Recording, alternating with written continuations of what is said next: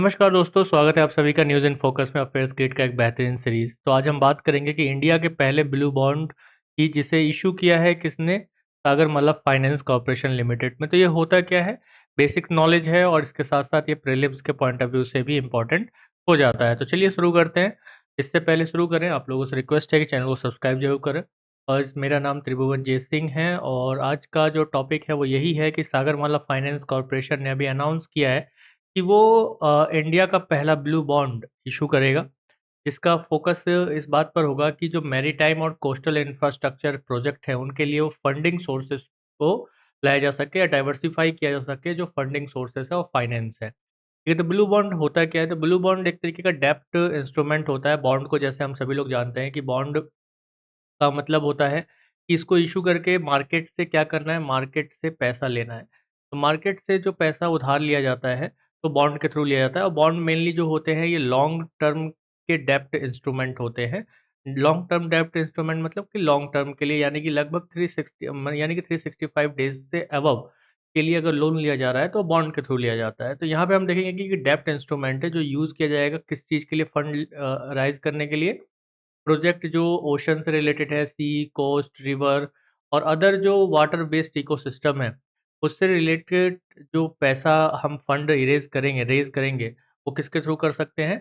Blue bond के through कर सकते हैं। तो चलिए देख लेते हैं इसका पर्पज़ क्या है। तो पर्पज़ सेम है जो आपको अभी मैंने बताया कि फंड का यूज़ किस लिए किया जाएगा, ये कि डेवलपमेंट किया जाएगा किसके, मैरीटाइम और कोस्टल इंफ्रास्ट्रक्चर के डेवलपमेंट में, जिसमें ports, port connectivity, ship building, inland waterways और कोस्टल रोड नेटवर्क के डेवलपमेंट पर इस पे काम किया जाएगा। ब्लू और ग्रीन बॉन्ड में क्या डिफरेंस है? देखो, ग्रीन बॉन्ड एक जनरली यूज्ड जो किया जाता है, इसका फंड जो यूज़ किया, जो ग्रीन बॉन्ड के थ्रू जो फंड आता है, उसका यूज़ किस लिए किया जाता है? Broader climate and environmental projects के लिए किया जाता है। यानी कि जो ग्रीन बॉन्ड है, इसका जो दायरा है, हम कहें कि इसका जो एक क्राइटेरिया या एरिया है वो ब्रॉड है, ये बहुत ब्रॉड टर्म है।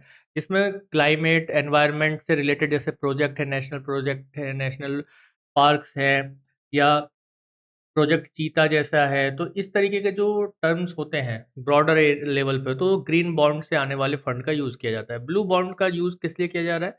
इसका स्पेशली फोकस होता है on ocean, marine and water related जो सस्टेनेबल प्रोजेक्ट हैं, इनके ऊपर। ग्लोबल लेवल पे अगर एग्ज़ाम्पल देखें तो सेशल्स ने पहली बार दुनिया का पहला सॉवरेन ब्लू बॉन्ड 2018 में 2018 में इसको शुरू किया था ग्लोबल लेवल पे अगर हम देखें तो। इसके साथ ही इंडिया के साथ रिलेवेंस क्या है, देखो इंडिया का लॉन्ग कोस्ट लाइन है, बहुत लंबा चौड़ा कोस्टल एरिया है, जिसमें फिशिंग कम्युनिटीज़ काफ़ी ज़्यादा है, पोर्ट नेटवर्क है और इसके साथ साथ क्लाइमेट वर्नेबल कोस्टल रीजन्स भी हैं।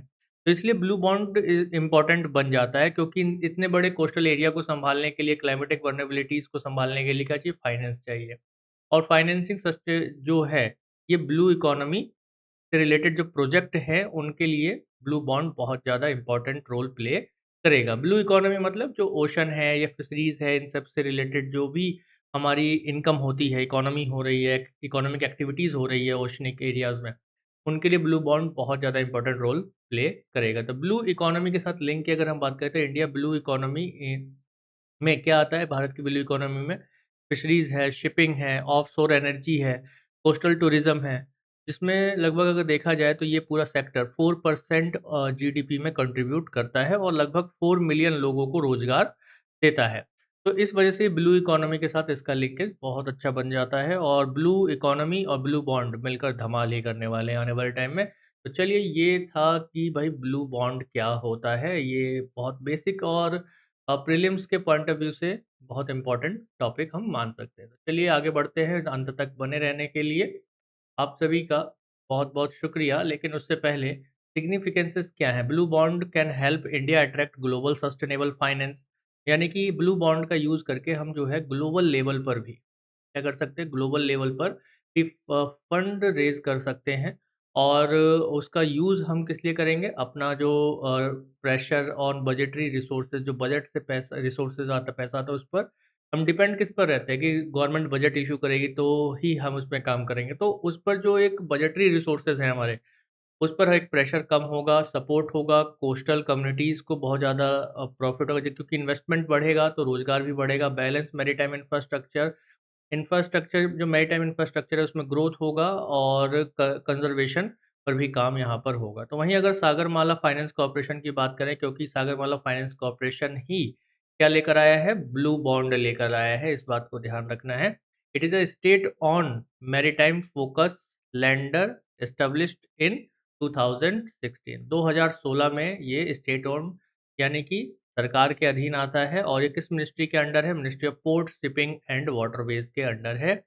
और it received a non banking financial company licence in 2025, 2025 में इसे एनबीएफसी का लाइसेंस मिला था। तो बहुत इंपॉर्टेंट हो जाता है इस पॉइंट से भी कि आपको पता होना चाहिए कि जो सागरमाला फाइनेंस कॉर्पोरेशन है ये क्या है, एक तरीके का एनबीएफसी है जिसे 2025 में क्या मिला, लाइसेंस मिला। तो ये फैक्ट भी प्रीलिम्स के लिए इंपॉर्टेंट हो जाता है।